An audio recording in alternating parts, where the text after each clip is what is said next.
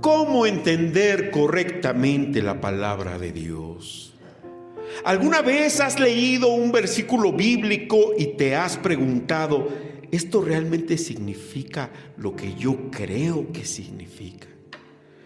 Porque la realidad es esta, mi amado hermano: millones de personas abren su Biblia cada mañana, ¿verdad? Abren su Biblia con hambre de Dios y sin embargo terminan defendiendo verdades opuestas. Unos leen el mismo versículo y dicen esto, otros leen el mismo versículo y dicen aquello. Algunos versículos se ocupan para defender doctrinas opuestas. Un mismo texto puede ser citado para justificar ideas completamente diferentes. Y en medio del ruido de tantas voces que citan la misma escritura, queda flotando casi como un grito silencioso: ¿quién tiene la razón?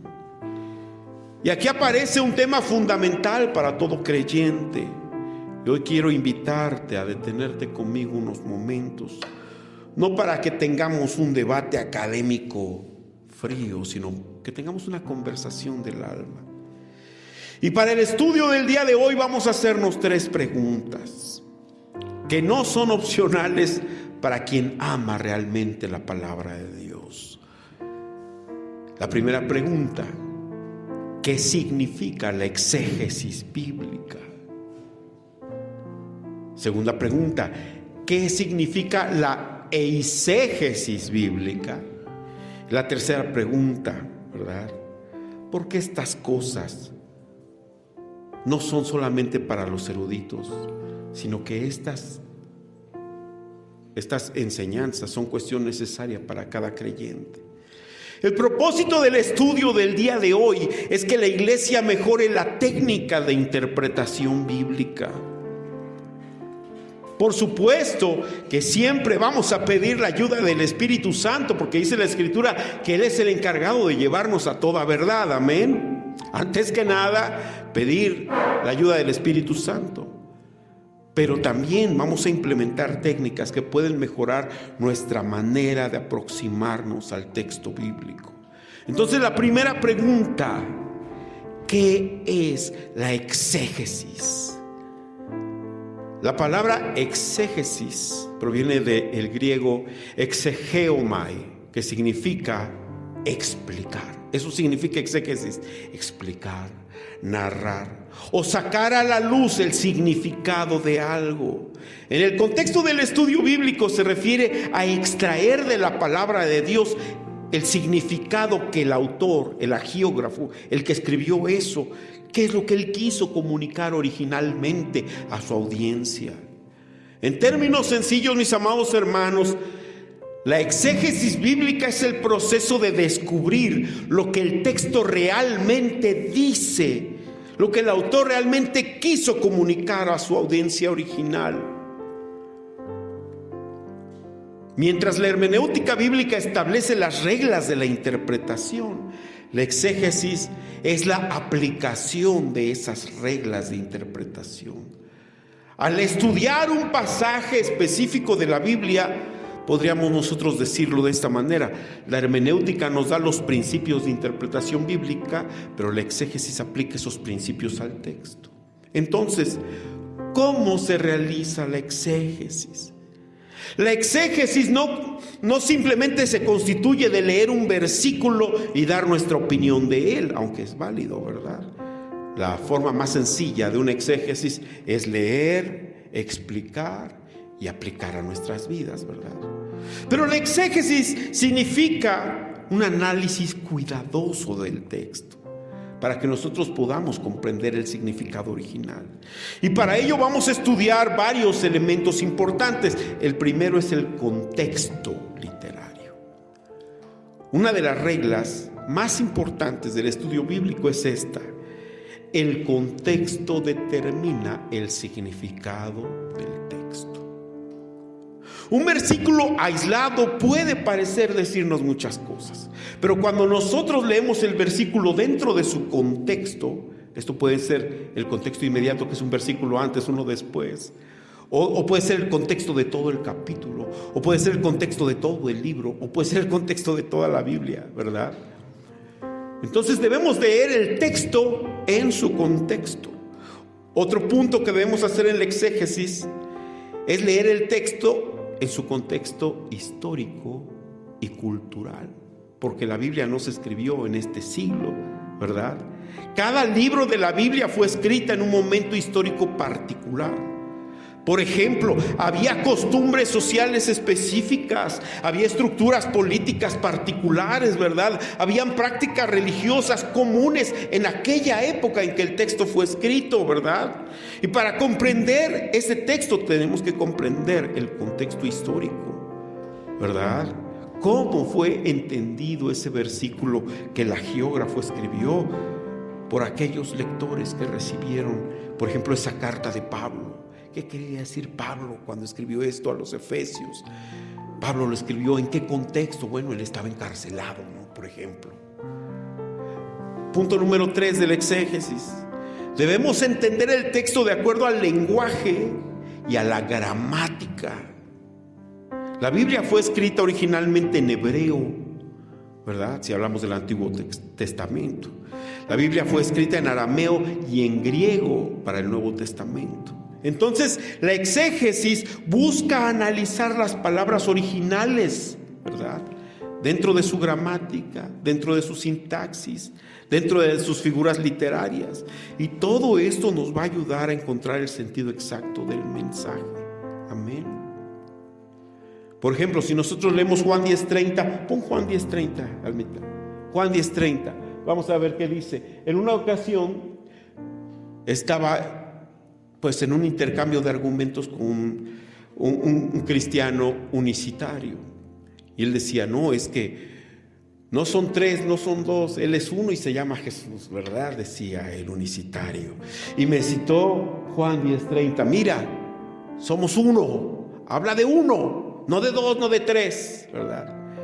Pero bueno, aquí él no estaba entendiendo lo que es la gramática, porque yo es la primera persona del singular. Él es la tercera persona del singular. Entonces aquí hay dos personas que son uno. Entonces esto no ayuda a la unicidad, al contrario, ayuda a la Trinidad. Pero ¿por qué lo interpretamos así? Porque estamos leyendo el texto de acuerdo a su contexto gramático.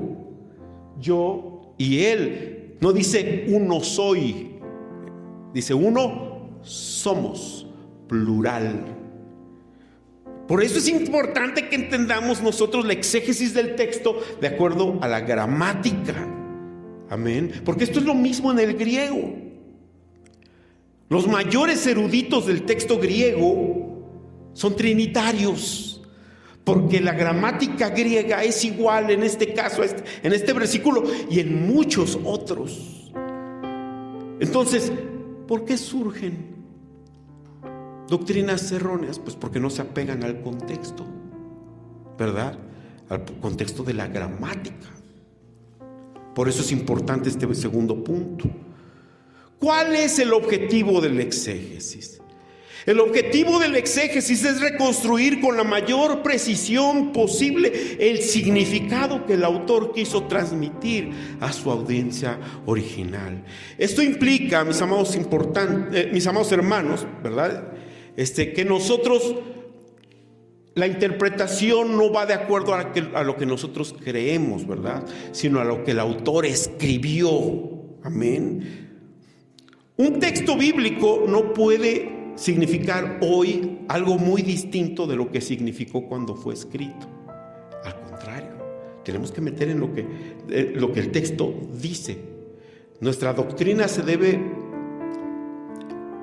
debe realizar en base a lo que dice la Biblia. Tenemos que adaptar nuestra doctrina a la Biblia. Pero hay quienes tratan de adaptar la Biblia a su doctrina, y eso es diferente, ¿verdad? Entonces nosotros en la exégesis lo que queremos hacer es descubrir qué es lo que quiso decir el autor inspirado, ¿verdad? Y una vez que nosotros entendemos lo que el autor inspirado quiso decir, es como nosotros vamos a aplicarlo a nuestra vida el día de hoy. Ahora, ¿quiénes deben realizar la exégesis? Las personas que se dedican al análisis cuidadoso de los textos bíblicos se conocen con el nombre de exégetas, ¿verdad? Un buen exégeta busca explicar el texto con su fidelidad, ¿verdad? Con fidelidad, evitando introducir ideas propias o prejuicios al texto. La meta de un exégeta no es hacer que la Biblia diga lo que yo pienso, ¿verdad? La meta del exégeta es entender lo que Dios quiso comunicar a través del autor bíblico. La Biblia, mis amados hermanos, es como un tesoro enterrado. El significado profundo del texto está ahí, pero hay que encontrarlo. Necesitamos excavar con cuidado, amén. La exégesis es precisamente ese proceso de excavación, ¿verdad?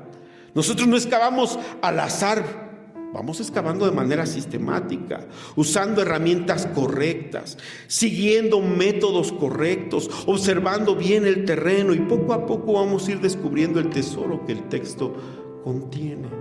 Y ustedes me dirán, bueno, hermano, es que yo ¿cómo le hago para entender el texto en su contexto? Bueno, pues pueden comprar.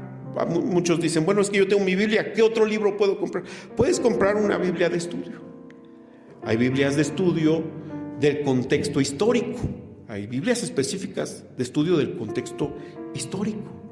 Y hay Biblias específicas de estudio del contexto cultural.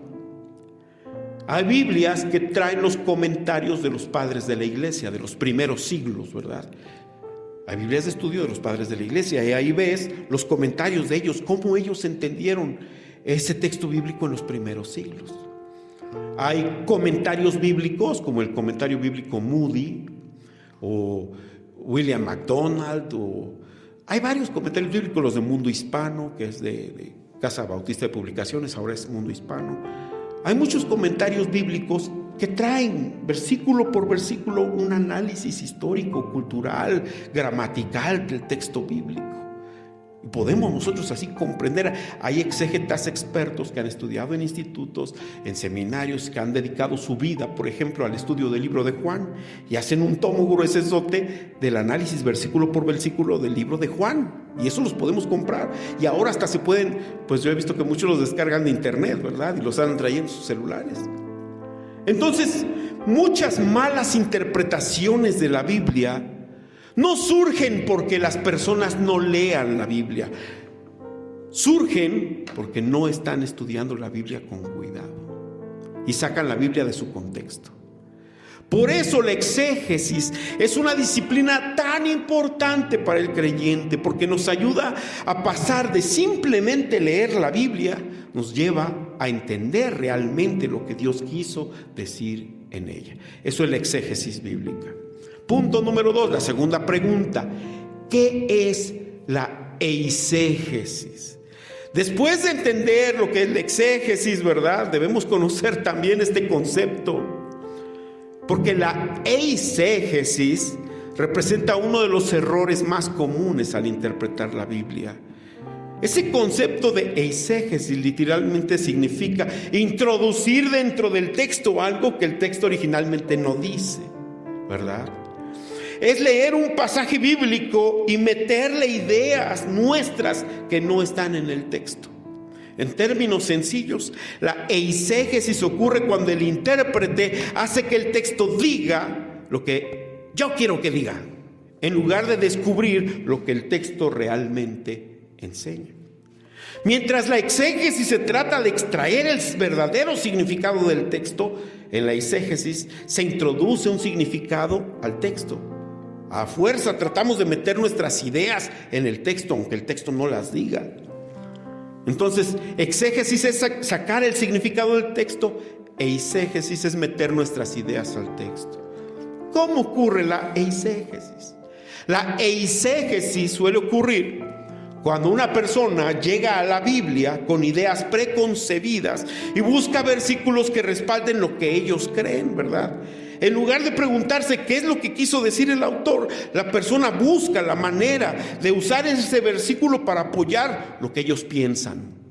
Y esto suele suceder por diversas maneras, porque dicen, yo voy a interpretar este texto de acuerdo a la tradición de mi iglesia, ¿verdad? Y ahí falta un estudio serio de las Escrituras. Cuando esto ocurre, la autoridad deja de ser el texto bíblico y la autoridad pasa al intérprete del texto. A lo largo de la historia han surgido muchas doctrinas erróneas y han surgido precisamente por este tipo de interpretación. Por ejemplo, algunos intentan defender doctrinas utilizando textos que originalmente no enseñaban esas ideas. Por ejemplo, Mateo capítulo 5, 23 al 26. Vamos a ver un ejemplo de lo que es una eisegesis. Miren, vamos a ver Mateo 5, 23 al 26. Dice: por tanto, si traes tu ofrenda, ¿a dónde? Al altar, y ahí te acuerdas de que tu hermano tiene algo contra ti, ¿qué sigue? Deja ahí tu ofrenda delante del altar y anda a reconciliarte primero. Quiere decir, interrumpe esa entrega de la ofrenda, déjala ahí, vete y reconcíliate. Eso significa que después tiene que venir y terminar eso, ¿no? Entregar la ofrenda. ¿Esto dónde se está haciendo? Ya que morimos, se está haciendo mientras estamos vivos. Deja ahí tu ofrenda delante del altar y anda, reconcíliate primero con tu hermano y entonces ven y presenta tu ofrenda. Esto es mientras estamos vivos. El que sigue: ponte de acuerdo con tu adversario pronto, entre tanto que estás con él en el camino. No sea que el adversario te entregue al juez y el juez al alguacil y seas echado en la cárcel. El que sigue: de cierto te digo que no saldrás de ahí hasta que pagues el último cuadrante. Los cuadrantes, ¿qué eran? Eran una moneda del primer siglo. Y aquí Jesús nos está hablando, ¿sabes qué? Tú estás en el altar, vas a depositar una ofrenda. Mira, interrumpe eso. Primero ve y paga lo que debes. Porque si no lo haces, tu adversario te va a llevar al alguacil, ¿verdad? Y el juez, y te van a meter a la cárcel y no saldrás de ahí hasta que pagues el último cuadrante. ¿Saben para qué utilizan esta cita bíblica? Para predicar el purgatorio. ¿Ustedes ven ahí en esa escena que se hable del purgatorio? Pero están introduciendo lo que su tradición les enseña. Lo tratan de meter forzadamente en el texto cuando el texto no estaba hablando de eso. Si usted, por ejemplo, va y rompe el vidrio de la panadería, llega la policía y se lo llevan, para que lo dejen salir tiene que pagar. Eso era una ley desde ese entonces hasta el día de hoy. Pero ellos dicen, no, que el versículo anterior. Es que mira, ahí habla del adversario. ¿Quién es el adversario? El diablo, ¿verdad? ¿Cómo nos vamos a poner de acuerdo con el diablo para empezar, no? Después dice, entre tanto que estás con él en el camino, no sea que el adversario te entregue, ¿a quién? Al juez. Ese es Dios, dicen, ¿verdad? Y el juez al alguacil, ese es un ángel. Y se has echado en la cárcel, ese es el purgatorio. Eso no es lo que dice el texto. Se están saliendo completamente del contexto histórico. Jesús no estaba predicando de un purgatorio. Entonces, ¿cómo se le conoce este tipo de práctica que realizan para introducir su tradición a la Biblia? ¿Cómo se llama esto? Esto es una eisegesis. Lo mismo hacen con otros versículos, ¿verdad? Con muchos otros versículos tratan de meter forzadamente cosas que el texto no dice. En estos casos, el problema de esa mala interpretación no se encuentra en la Biblia. El problema se encuentra en la persona que está tratando de torcer las Escrituras. Porque el peligro espiritual de la eisegesis es grande, mis amados hermanos. No solamente se trata de tener un error académico, porque este peligro de la eisegesis puede traer consecuencias espirituales muy serias. La Biblia advierte que algunos tuercen las Escrituras para su propia perdición. Lo dice 2 de Pedro 3:16. La Biblia advierte que hay quienes tuercen las Escrituras.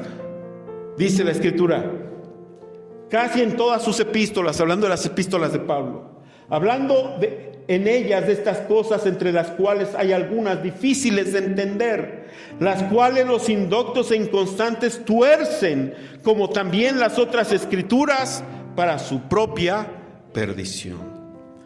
Cuando una persona manipula el texto bíblico para que diga lo que ellos quieren que el texto diga, corren peligro de distorsionar el mensaje de Dios, corren peligro de enseñar doctrinas equivocadas, corren el peligro de confundir a otros creyentes, ¿verdad? Corren el peligro de construir creencias sobre interpretaciones incorrectas. Por eso el creyente debe acercarse a la Biblia con humildad, con reverencia, dispuesto a escuchar lo que Dios dice, incluso cuando el mensaje pueda llegar a desafiar nuestras ideas.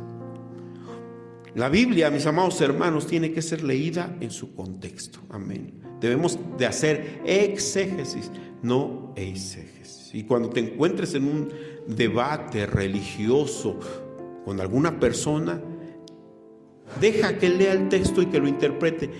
Y cuando tú veas que lo está interpretando mal, dices, aquí está. Yo simplemente voy a refutar usando una exégesis, limitándome a lo que el texto dice. Este texto alcanza para enseñarnos que si vas a depositar tu ofrenda, primero te pongas de acuerdo, a cuenta con aquella persona a la que le debes, págale. Y entonces vienes y depositas tu ofrenda. Porque es lo que quiso decir el texto originalmente. Y así se refuta la persona. No, es que aquí no se está hablando del purgatorio. Es difícil. Decían por ahí que es más fácil engañar a una persona que demostrarle que esa persona ha sido engañada. Es más difícil sacarlos del error. Entonces, el gran peligro de la eisegesis es que puede hacer que las personas piensen que están siguiendo doctrinas bíblicas cuando en realidad están siguiendo ideas surgidas siglos después de Cristo, inventadas ahí por algún desconocido en la historia. Por eso, mis amados hermanos, todo creyente debe hacerse constantemente la pregunta cuando están estudiando las Escrituras: ¿estoy escuchando lo que el texto dice? ¿O estoy tratando de meter al texto cosas que yo quiero que el texto diga? Porque la diferencia entre estas dos actitudes puede determinar si una persona interpreta fielmente la palabra de Dios o la está distorsionando sin darse cuenta para su propia perdición. Punto número 3, la siguiente pregunta. ¿Por qué es importante que el creyente conozca de la eisegesis y de la exégesis? ¿Por qué? Porque después de haber entendido nosotros lo que es la exégesis y lo que es la eisegesis, surge una pregunta muy importante. ¿Por qué es necesario que el creyente conozca estos conceptos? ¿Por qué? Algunas personas podrían llegar a pensar que estos temas son solamente para los teólogos, que estos temas son solamente para los profesores de seminarios o para los estudiosos, los estudiantes en un instituto bíblico, ¿verdad? Pero la realidad es que todo creyente que desea conocer correctamente la palabra de Dios necesita comprender estos principios bíblicos, bueno, de estudio bíblico, amén. La razón es muy sencilla. Nuestra vida espiritual depende de cómo entendemos las Escrituras. La Biblia no solamente fue dada para ser leída, la Biblia nos ha sido dada para ser comprendida, para ser aplicada y para enseñar correctamente. Amén. Por ejemplo, vamos a leer nosotros en el libro de Esdras, capítulo 7, versículo 10. Porque Esdras está describiendo la actitud que nosotros debemos de tener para leer la palabra de Dios. Dice, porque Esdras había preparado su corazón para inquirir la ley del Señor y para cumplirla y para enseñar en Israel sus estatutos y decretos. ¿Verdad? Si analizamos, lo primero que dice es inquirir, es estudiar la palabra del Señor. Pero no solamente estudiar, también para obedecerla, para cumplirla y finalmente para enseñarla. Son 3 principios que Esdras menciona aquí: estudiar la palabra de Dios, obedecerla y enseñarla. Y este principio se mantiene para el creyente del día de hoy. ¿Cuántos dicen amén? Entonces, para interpretar correctamente la palabra de Dios, nosotros debemos de hacerlo, ¿verdad? Para que nosotros podamos entender la palabra de manera correcta. El apóstol Pablo exhorta a Timoteo, ¿verdad? En 2 de Timoteo 2:15, 2 de Timoteo 2:15 dice: Procura con diligencia presentarte a Dios aprobado como obrero que no tiene de qué avergonzarse. Pero la segunda parte dice que usa bien la palabra de verdad. En otras versiones dice que maneja con precisión la palabra de verdad. Y esto de manejar con precisión implica tratar correctamente el mensaje bíblico, sin distorsionarlo, sin sacarlo de su contexto. La hermenéutica nos da las reglas para que nosotros podamos estudiar el texto bíblico, y la exégesis nos enseña cómo aplicar esas reglas. Por eso ahorita que lleguen a su casa, que quieran estudiar más, busquen en internet exégesis, cómo realizar mejor la exégesis, ¿verdad?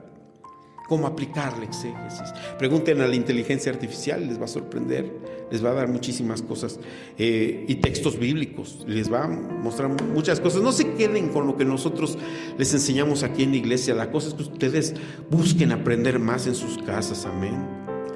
Entonces, ¿por qué debemos nosotros de aprender estas cosas? Punto número 2, para evitar errores doctrinales. Porque a lo largo de la historia, muchas doctrinas equivocadas han surgido, no porque las personas rechacen la Biblia, sino porque interpretan la Biblia de manera incorrecta. Cuando alguien practica la eisegesis, corre el riesgo de construir enseñanzas sobre textos que en realidad no enseñan lo que ellos afirman. Por eso, conocer estos principios protege al creyente de caer en interpretaciones erróneas. Conocer todo esto nos ayuda a distinguir entre lo que la Biblia realmente dice y lo que algunas personas dicen que la Biblia dice. ¿Por qué debemos saber la diferencia entre exégesis e eisegesis? Para crecer espiritualmente con una fe sólida. Una interpretación correcta de las Escrituras produce una fe más firme, produce una fe más madura. Cuando el creyente aprende a estudiar la Biblia de manera correcta, comprende mejor el carácter de Dios, entiende con mayor claridad el plan de salvación. Amén. Cuando el creyente comprende mejor la Escritura, puede aplicar bien los principios bíblicos, aplicarlos diariamente con sabiduría en su vida. El conocimiento correcto de la palabra fortalece la fe y evita que el creyente caiga fácilmente o sea confundido fácilmente por enseñanzas equivocadas. Por eso es necesaria la exégesis. Y también para que nosotros podamos enseñar correctamente a otros. Todo creyente en algún momento se convierte en maestro de otros. Porque el creyente puede enseñar a sus hijos, puede enseñar cuando está compartiendo el evangelio, puede enseñar cuando está guiando un estudio bíblico o cuando está dirigiendo un discipulado. Por esta razón, mis amados hermanos, es importante saber interpretar correctamente la Escritura para no transmitir interpretaciones incorrectas. En 2 de Pedro 3:16 veíamos esa advertencia, ¿verdad? De que hay quienes tuercen las Escrituras para su propia perdición, causando confusión, causando error. Conocer la hermenéutica y practicar la exégesis ayuda al creyente a enseñar la verdad con fidelidad. Entonces, para concluir, mis amados hermanos, aprender de exégesis nos enseña a escuchar correctamente la voz de Dios en las Escrituras. Porque cuando nosotros interpretamos la Biblia con fidelidad, honramos al autor divino, ¿verdad? Entendemos correctamente su mensaje, qué es lo que Él quiere de nosotros. Y de esa manera nosotros podemos vivir de acuerdo a la verdad que Él nos ha revelado. En otras palabras, interpretar bien la Biblia es una forma de obedecer a Dios, es escuchar correctamente su voz. Después de que nosotros hemos considerado estos temas de la exégesis y de la eisegesis y de la importancia de interpretar correctamente las Escrituras, podemos llegar a una conclusión muy importante. No basta con leer la Biblia, debemos aprender a interpretarla correctamente. Porque sí, la Biblia es el libro más leído en la historia de la humanidad, pero también es el libro más mal interpretado. A lo largo del tiempo, muchas ideas equivocadas, muchas doctrinas extrañas, muchas prácticas erróneas han surgido porque algunas personas no han permitido que el texto bíblico hable por sí mismo. Y cuando el texto dice algo que desafía sus creencias, entonces buscan la manera de no apegarse al texto bíblico. Cuando nosotros practicamos la exégesis, nos acercamos más al texto con la humildad de aceptar lo que el texto diga, ¿verdad? Señor, ayúdame a ver qué es lo que el autor inspirado quiso decir cuando lo escribió. Pero cuando alguien, al acercarse a la Biblia, realiza exégesis, están haciendo todo lo contrario. Están tratando de meter lo que dice su tradición, lo que dice su declaración de fe, lo tratan de meter en la Biblia, aunque la Biblia no lo diga. Y esa es la diferencia crucial. Nosotros, los evangélicos, que somos sola escritura, buscamos adaptar nuestra doctrina a la Biblia.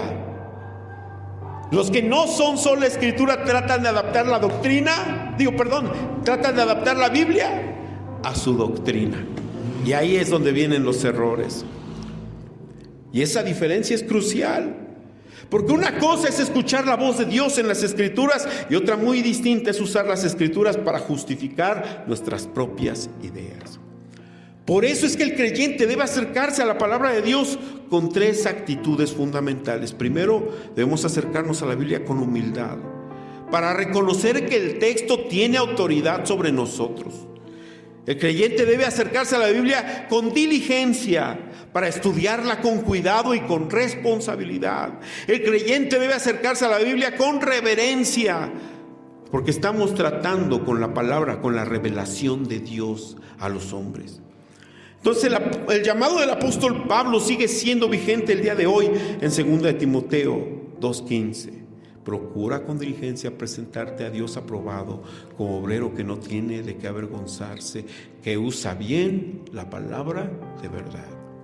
Interpretar correctamente la Biblia no es solamente un mero ejercicio intelectual. Interpretar bien la Biblia es una manera de honrar a Dios. Es una manera de proteger la verdad. Es una manera de alimentar correctamente nuestra vida espiritual. Porque cuando nosotros aprendemos a interpretar fielmente las Escrituras, algo extraño ocurre.